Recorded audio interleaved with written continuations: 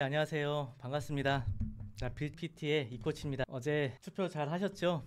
네. 5개월 전만 하더라도 계엄 터지고 나서 굉장히 좀 폰탁하고 불안하고 혼란스럽고 그랬었는데 차라리 어저께 이렇게 잘 정리가 빨리 된 것 같아갖고 또 한편으로는 또 걱정도 되는 것도 있지만 그래도 저는 기대가 더 큽니다.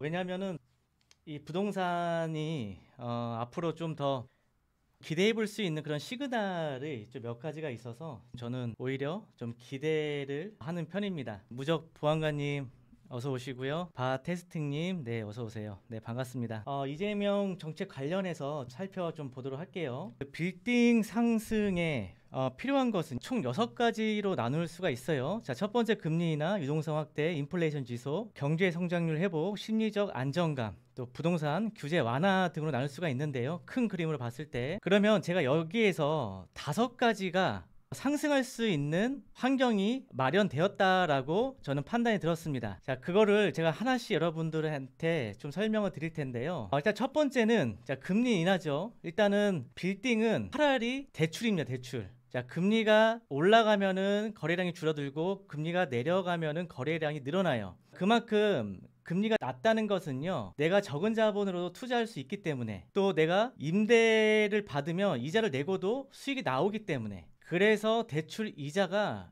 굉장히 중요합니다. 빌딩 투자에 있어서는요. 만약에 상업용 빌딩을 정부에서 잡겠다 그러면 대출을 아예 안 해주면은요, 게임 끝납니다. 살 사람 아무도 없어요. 금액이 떨어지겠죠. 그만큼 대출이 상당히 중요한 부분을 차지합니다. 프로가 대출의 역량이라고 보시면 됩니다. 가격 상승 요인은요.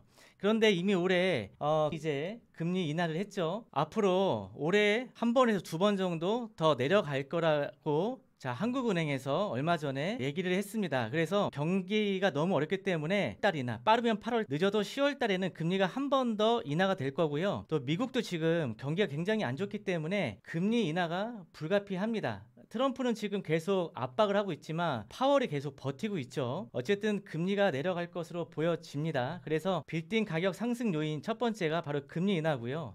자, 두 번째는 유동성 확대예요. 시중에 돈이 많이 풀리면 풀릴수록 빌딩 가격은 올라갑니다. 그러니까 자산 가치는 올라가죠. 사실 대체 투자가 별로 없어요. 주식에는 올인할 수가 없고 결국은 이 돈이 갈 데가 없는 거예요. 은행에 넣어놓자니 금리가 내려가죠. 어저께 나온 그 기사인데요. 자, 이러다 1%대로 내려가겠네. 자, 예금 금리가 2%대인데 자, 이러다가 1%대로 내려가겠네 라는 기사입니다. 대선 공약을 했는데 인공지능에 100조 원을 투자를 하겠다는 겁니다. 그만큼 돈을 많이 풀겠다는 거예요. 결국 그 유동성으로 인해서 이런 실물 자산 가치는 올라갈 수밖에 없는 구조라는 거죠. 은행 적금 20조가 뭉칠 돈이 있는데 예금 금리가 떨어지면 결국은 자산 가치가 상승하기 때문에 그 예금을 빼서 이런 실물 자산에 투자를 할 수밖에 없는 상황이 발생을 하는 겁니다. 왜냐하면은 내가 그대로 돈을 갖고 있으면 화폐 가치는 떨어지기 때문에 내 자산은 상대적으로 떨어지는 거거든요. 그 남들이 막 자산을 부풀려서 올라가는데 나만 그대로 예금에 은행에 넣어놓고 있을 수가 없다는 거죠. 한미 기준금리 차이가 계속 한 2% 정도를 유지하고 있어요. 충분히 그런 또 안정성을 확보했기 때문에 내려갈 가능성이 상당히 크다는 거죠. 상업용 빌딩 거래 건수인데요. 국토부 실거래가에서 가져온 자료고 5억 이상의 상업용 빌딩 거래량입니다. 올해 2월에 금리 인하가 되었어요. 그러면서 3월 달에 170건의 거래 건수로 보였고요. 4월 달에 209건의 거래 건수가 있습니다. 자, 금리가 내려가니까 거래가 점점 높아지죠. 자, 5월 달에 금리가 한 번 더 인하됐어요. 이번 달 5월 달에도 상당히 거래가 많이 되었고요. 아마 제가 봤을 때 5월 달에 최소 20건 이상은 분명히 거래가 되었을 것 같고요. 6월 달에도 한 250건 이상, 또 이런 기대 심리, 이런 또 대선, 이런 또 악재들이 해소가 되면서 거래량이 계속 올라갈 거라고 보고 있습니다. 이 정도 건의 거래량은요, 한참 호황일 때 2020년 코로나 터지기 직전에 이때 거래량과 비슷해요. 그러면서 이제 저금리 기조가 코로나가 터지면 저금리가 본격적으로 시작이 되면서 어마어마한 300건 때 거래량이 쏟아졌죠. 그래서 올해 금리 인하로 인해서 계속 200건대는 유지할 것으로 보여집니다. 그러니까 결국 살 사람은 지금 꾸준하게 사고 있다는 겁니다. 그 다음에 인플레이션 지속입니다. 자, 결국 돈을 풀게 되면 인플레이션이 생기죠. 화폐 가치가 하락하고 힐 자산이 더 선호하는 상황이 발생을 합니다. 그리고 부동산은요, 이런 인플레이션 해지 수단으로서 가장 강력한 상품입니다. 그 어느 것보다도. 그래서 이런 인플레이션이 발생을 하면 부동산 가격은 올라갈 수밖에 없는 겁니다. 자, 네 번째는요, 경제 성장률 회복이에요. 지금 경제 성장률이 상당히 낮아요. 근데 금리를 지금 낮춤으로 인해서 경제 성장률이 아마 조금씩 회복할 것으로 보고 있습니다.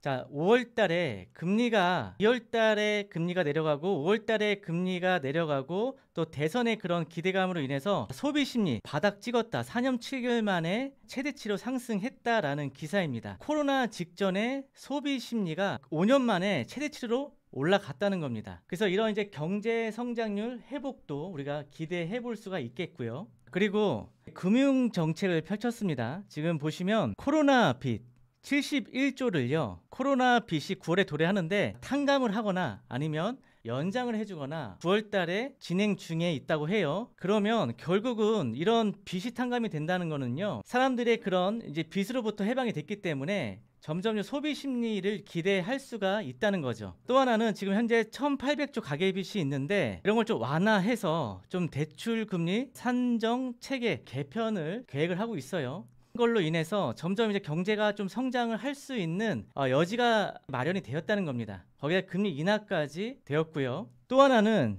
민주당이 집권하면 집값 오르니 사자라는 기사가 오늘 나왔습니다. 지금까지 부동산 가격은요, 민주당에서 올렸어요. 김대중 정부 때 올라갔고요. 노무현 정부 때 56%가 올라갔고요. 자, 이명박 정부 때는요, 오히려 부동산 가격이 떨어졌습니다. 박근혜 정부 때 10%가 올라갔어요. 이때 왜 그러냐면 2015년 저금리 기조가 시작이 되었고, 박근혜 정부 때 박근혜 대통령님이 제발 집을 사라 해서 주택임대사업자나 여러 가지 베네핏을 많이 주었어요. 그래서 이때부터 저금리 기조가 시작이 되면서 수요가 굉장히 많이 늘어났죠. 그러면서 이제 문재인 정부 때 62%까지 가격이 폭등을 했습니다. 자, 그리고 윤석열 정부 때 완전히 마이너스를 쳤죠. 자, 빌딩 가격도 다 떨어지고 이재명 정부 때는 과연 어떻게 되냐 이거죠. 그러니까 결국은 민주당이 지금까지 데이터로 봤을 때는 가격을 올려줬다는 겁니다.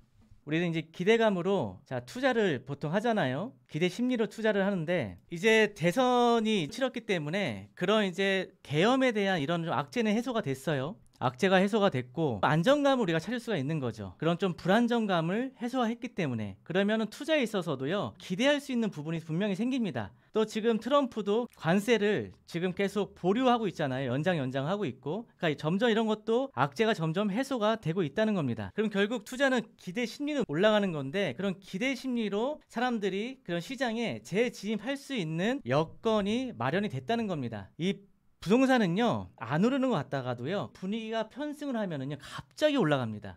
정말 밑도 끝도 없이 갑자기 올라가요. 사람들이 그런 분위기에 막 휩쓸려서 이때 지금 사야 되는구나 하고 갑자기 막 올라탑니다. 그때 가면 가격이 상당히 상승을 할 수가 있고, 그동안에 이제 움츠려 있던 그런 가격대가 갑자기 튀어 올라갈 수가 있어요. 그래서 제가 생각하는 거는 금리 인하, 유동성 확대, 인플레이션 지속, 경제 성장률 회복, 심리적 안정감, 기대감, 요 5가지가 모두 해당이 된다는 겁니다. 그래서 이 6개 중에 이 5개가 부합하기 때문에 가격이 올라갈 수 있는 확률이 상대적으로 상당히 높다는 거예요. 그러니까 여기서 뭐 하나라도 빠진다면 좀 가격이 안 올라갈 수 있겠다라고 하지만 요 5가지가 다 부합하다는 겁니다. 자, 그러면 부동산 규제 완화, 부동산 규제에 따라서도 가격이 올라가지만 사실 지금 민주당에서 그동안에 부동산 규제를 얼마나 많이 잡았습니까? 거의 문재인 정부 때 한 24번의 정책이 바뀌었어요.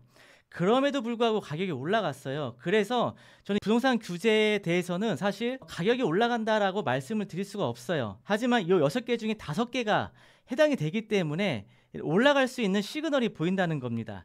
그런데 좀 특이한 게 있어요. 얼마 전에 부동산 정책을 발표를 했습니다. 내용을 보면은요, 환호성 폭발한 강남 시민들이라는 자, 유튜버 JTB 뉴스에서 나온 영상입니다. 자, 요거를 제가 요약을 한번 싹 해서 한번 봤어요. 이재명 대통령이 어떻게 얘기를 했냐면, 부동산 민주정권 시기 동안 집값 상승했다고 이제 언급을 했습니다. 그러니까 민주당 때 집값을 상승시켰다라고 인정을 했어요. 그런데 집값 상승의 원인에 대해 생각을 바꾸겠다고 밝혔죠. 그동안에 국민의힘은 집을 공급을 해가 집값을 잡자라고 했고, 민주당은 세금을 더 매겨서 집값을 잡자라고 했지만, 그거를 이제 본인의 오판이라고 얘기를 한 겁니다. 결국은 뭐라고 하냐면, 가격이 오른 집값을 낮추기 위해 압박할 필요가 없다고 주장했다라고 합니다. 세금은 국가 재정을 확보하기 위해 걷는 것이며, 다른 제재 수단으로 사용되면 정당성을 잃는다고 설명을 했습니다. 그래서 대선 공약을 부동산 정책의 방향성을 새롭게 설정하려는